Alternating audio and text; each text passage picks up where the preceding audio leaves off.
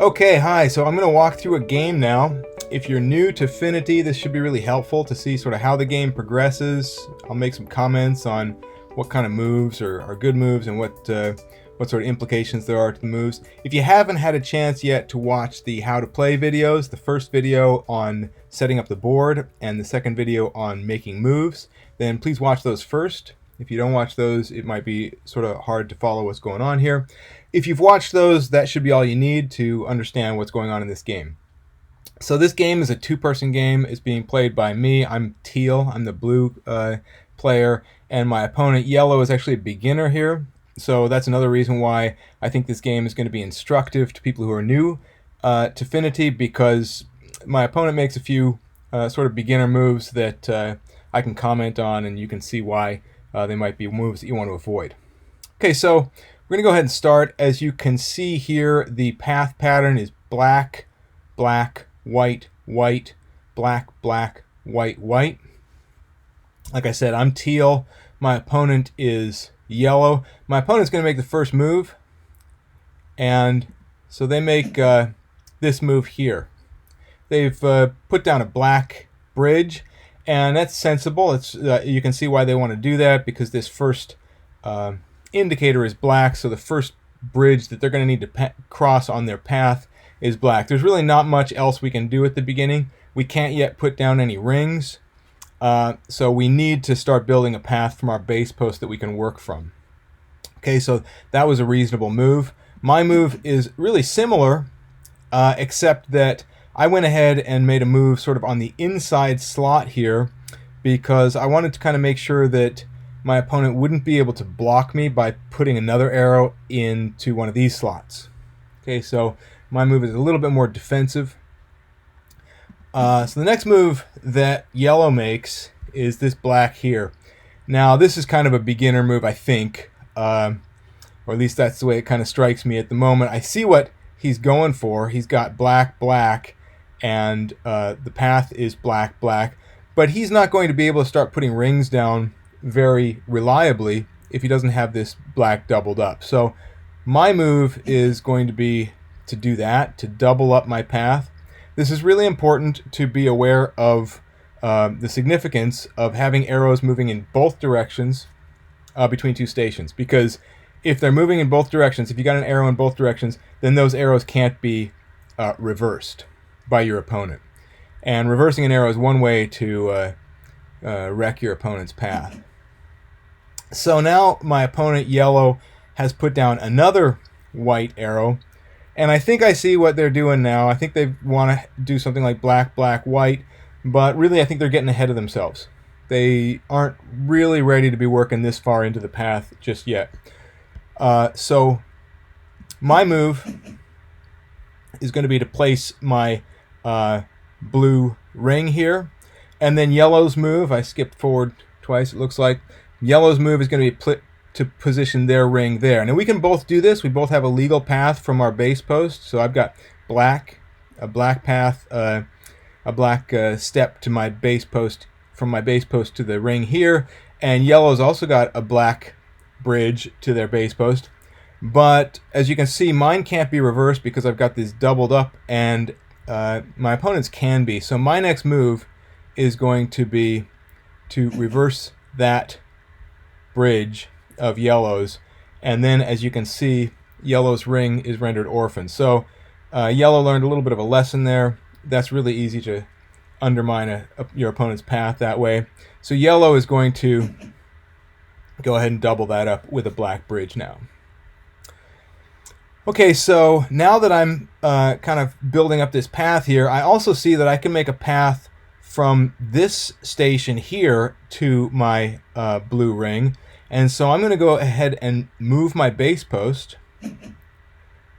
And this is kind of an aggressive move. I've moved my base post over to here, and that kind of blocks off yellow's, or at least it potentially blocks off yellow's path this way, because I could lift up, I can now remove one of these arrows. I can remove the arrow coming into this station and sort of wreck yellow's plans on this side. Okay, so Yellow puts their ring back on. Okay, at this point, I have to admit, I was getting a little bit cocky. Yellow could have reversed this bridge, but they didn't. If they had reversed this bridge, I would have lost this blue ring, but I was kind of happy to make that small sacrifice in order to reposition my base post in this aggressive way. But yellow didn't do that, and instead yellow put down a ring here. So my next move, I could have removed that ring by getting rid of this bridge here, but I didn't because I was a little bit overconfident, and I also wanted to double up these arrows so that this path would begin to be more robust. So I doubled up the arrows, and I wasn't really expecting yellow to make a similar base post move, which they did, and that was actually a good move for yellow, and I wasn't expecting it. So now we've both kind of swapped places here, and so things are kind of going in a little bit the other direction. But that was a good move on yellow's part. So I did remove the bridge coming into this station now, so yellow loses their ring, and yellow does the same thing to me. So now we kind of flipped the board a little bit. We're now operating on the other side of the table. Okay, so now this is my move. I put in this white bridge. This is a pretty aggressive blocking move here. I want to cut off yellow's options coming through these slots here. So now I could make it possible for, or I could make it so that yellow can't double up their bridges easily over there. So yellow's going to go ahead and try. There's two moves, so I'm going to move my, I'm going to make my black bridge here, and then yellow positions their ring there. So now I see that I've got a black, and I'm going to need two blacks because it's black, black. So I need two blacks as part of my path. Black, black. So I can start moving over in this direction. I'm not quite sure at this point whether yellow has something in mind or not, because they can do black, but they can't really make use of this white bridge yet because there's no way to get, they've got to pass over another black in order to get there. And the only other black would take them back to this original station, which has their base post on it, so they can't pass through that. So, okay, it's my move, so I'm making this. I've got this plan now. I'm going to go black, black, and then I think I'd like to go white, white, and maybe black, black, maybe back through white. I haven't yet totally worked out what my full path is going to be, but I know that I want to get over into this area as much as possible, and I want to spread myself out and get my rings on stations with those doubled up. Okay, again, so my opponent yellow has doubled up this pair of bridges here, which is good, except like I said, I'm not sure how they're going to plan to make use of those. Right now they can't put a yellow here because they can't get to this bridge via a black, black, white pattern. So they can go black and then they get back to here to black. It won't quite work. So I'm not too worried. If yellow decides to move their base post onto this station, then they've got a little bit of a better chance of working things out. So now I've doubled this bridge up. Yellow has put this bridge in here, maybe for blocking purposes. I'm not really sure what they had in mind there. I think they might have been kind of experimenting. Okay, so I've added a ring here, and then yellow has moved their base post to this station. Now this makes more sense because now yellow can go black, black, white. They can pass back through this station because they've got a ring there. So black, black, white. I expect yellow at some point is going to want to put a ring here, and then they'll be able to make use of this station here. Okay, so I'm trying to double this up. I want to start putting my rings on these stations, but I want to make sure nothing can be easily reversed and orphaned. Okay, so as I expected, I think yellow's getting the hang of what's going on here. Yellow has put a ring here, and so now they're going to have a path that goes black, black, back through this station, and now they're going to be able to put things on this station over here on 0, -1. Okay, so I'm working my way around putting rings on these stations. Okay, and sure enough, yellow goes ahead and puts a ring on this station. So now yellow's got the high position on this station, which is kind of cramping my style, because I had kind of hoped that I would be able to get in here and put a ring on this station, but now yellow's there with the top position, and so yellow can remove a bridge that I would depend on. So I'm going to go ahead and put some more depth on this station. So I add another ring to this station. Depth on a station, that is to say having multiple rings on a station, gives you more options, because it enables you to potentially go through that station more than once or multiple times on your path. So it just gives you more options for how to build a path. Okay, now yellow's putting a ring on this station, which is a really good kind of aggressive move for yellow to make. Yellow could, what I'd be worried about at this point is that yellow could now move their base post over to my station here, over to this station here. They would sacrifice several of their rings. They'd sacrifice 3 of their rings, it looks like, but then they would have control of this base post, or this station, which I'm relying on, and so they would be in a much stronger position. They would that would be a really aggressive move. So I am going to remove the ring that I'm able to. Yellow then removes the other white bridge. So we've both sort of gotten rid of those bridges. Okay. I'm going to start working out onto this station, okay? Because I want to be able to work, get some station that I can go across a white bridge to. This station is clearly, at this point, occupied by yellow in the high position, so they've got a little too much control of this station. I'm going to work over to this station and see if I can make some use of that. It does sort of change my plan, because I had been hoping that I would be able to go into this station and then into the center with this white bridge here. So I'm going to have to kind of change my plan and rethink things. But I know that I'm going to want to get over to a station via a white bridge. Okay, so now yellow puts a blocker in, which is a good move. Yellow can use blockers. Blockers, especially at the early part of the game, are really powerful for preventing your opponent from having too many options. So before yellow has a chance to put another blocker in there, which would really cramp my style, I'm going to go ahead and put a white bridge in there. So now at least I've got the whites doubled up. Okay, yellow's moving in that direction. Again, this is not too concerning for me, because even though I think yellow is going to want to start working towards that station, at this point they can't do that because they've got black, white, but there's no way for them to get back onto this station because they've only got one ring on it, and so they would need a white bridge going in this direction. They've just put down a black bridge, so I don't think that's going to be a major concern. And since there's a black bridge, if they were to put down a white bridge next, it would be easy to reverse it, so I'm not overly concerned by that move.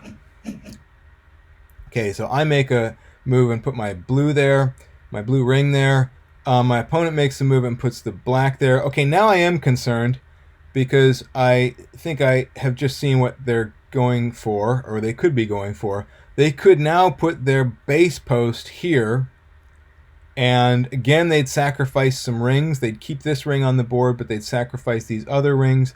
But again, they would get in my business there, and I don't want that to happen. So I'm going to remove that bridge, that black bridge, so that if they do, I'll be able to reverse this, cut them off completely, and hopefully just sail to a victory in my own sweet time. They probably don't want to get themselves cornered in that station. So they're going to go this other direction. They've kind of given up on an attack, I think. On this station, they're going to go over here. Try to build something out there. I'm doubling up my, getting more depth here, trying to build up some depth. Again, looking over at what they're trying to do here, it's not quite going to work out for them, I don't think, because they've got, again, they got black, black, and then they've got white, but they can't get back through this station unless they move that base post and put some rings down. It's really important to remember that you can't put rings on the station where your base post currently resides. So yellow can't put any more rings on this station, which is going to be a problem for yellow at this point. So they can't really work very much out into this direction. They can put rings on here because they can get here from black, black, but this ring isn't going to be part of a bigger path. Okay, so they put a ring there. That's fine. They can do that. And I'm not even going to bother reversing this because at this point I know that although they've got a couple of short paths, they can't make a complete path with all of these rings. They're going to have to do something that that kind of messes things up for them. Okay, so I'm at this point sort of telegraphing my intentions. I've put in a white bridge here because I really don't want my opponent to block this channel for me. I don't want my opponent to block this slot. I'm going to want to use this slot for my final bridge. My plan now is to go black, black, white, white, black, black, white, white. So that's my whole plan. I'm going to need some more rings on these two stations to pass through them enough times, and then I'm going to finish off with putting a white bridge in this slot. So right now I'm kind of hoping that my opponent doesn't see that. If they see that, they might be able to block it with a blocker, but it seems that maybe they aren't seeing that right now. Okay, so they're still working on this, which again, I'm not worried about. I'm not seeing this as a threat because I don't see that they're able to make that complete path. Okay, I'm building up my depth so that I can get through those stations enough times to complete my path. Okay, yellow does eventually move their base post. Okay, now they've freed things up a bit for themselves, so now they got a black, black, white, white. Okay, now they're actually in a pretty productive place where they could start building up some depth here, and I might have to respond to that because they're in a position where they could start building up a real path. But as I can see, they've only got 1, 2, 3, 4 rings on the board. They're going to need 7 rings at least on the board, and I think I'm going to win this thing in 2 moves. So I make that move. I get my depth that I need up on that station because I'm going to want to pass through that station 3 times. Again, I want to do black, black, white, white, black, black, white, white. That's what I want to do here. I've got enough stations now, or rings on the stations now to do that. Okay. Again, yellow is doing what they should do, but they've just gotten to it a little bit too late now. So my last move is going to be to put a white bridge going from here to here, and that should complete my path. Okay, so that's the complete path. Again, I'm going black, black, white, white, black, black, white, white. Okay, so that's using this bridge to go black, then this bridge to go black, then this bridge to go white, white, this bridge to go black, this bridge to go back over here black, and then white, white. Okay, and that's the end of the game. I've won the game, and I hope you learned something from that.